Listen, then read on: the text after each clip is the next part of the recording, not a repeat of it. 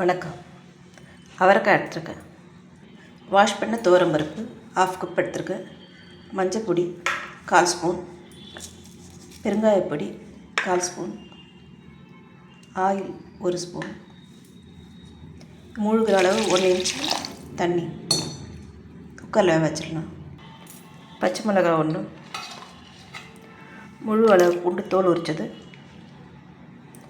தக்காளி 1 நறுக்குனது. கடாய் சூடானதும் 2 ஸ்பூன் செக்கு கடலெண்ணெய், எண்ணெய் சூடானதும் 1/4 ஸ்பூன் கடுகு, 1 சிட்டிகை வெந்தயம், கருவேப்பிலை பொரிஞ்சது, நறுக்கின வெங்காயம், ஒரே ஒரு பூண்டு, நறுக்கின தக்காளி 1, 8 அவரைக்காய் நார் எடுத்து நறுக்கி வச்சிருக்கேன்.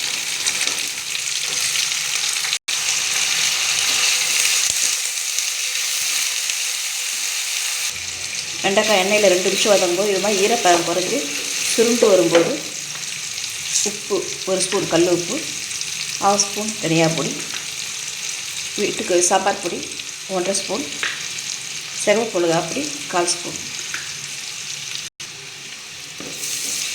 லேசாக எண்ணெய் கோட்டை ஆகிற அளவு வதங்கினது 1 கப் அளவு தண்ணி, நெல்லிக்காய் சைஸ் அளவு புளி ஊற வச்சுருக்கேன் 1 கப் தண்ணியில். காய் வெந்து இந்தளவு சுருண்டு வரும்போது புளி தண்ணி 2 கப் தண்ணி அளவு கரைச்சிருக்கேன் சேர்த்து கலந்து விட்டு பச்சை வாசம் போக ஒரு 5 நிமிஷம் கொதிக்க விடணும். வேக வச்சு துவரம்பு கரண்டி தட்டி மத்தில் மசிக்கணும். இந்த அளவு மசிச்சு விடணும். புளி தண்ணி சேர்த்து பச்சை வாசம் போக நல்லா கொதி வந்துடுச்சு. இப்போது மசிச்சு பருகு சேர்க்கலாம்.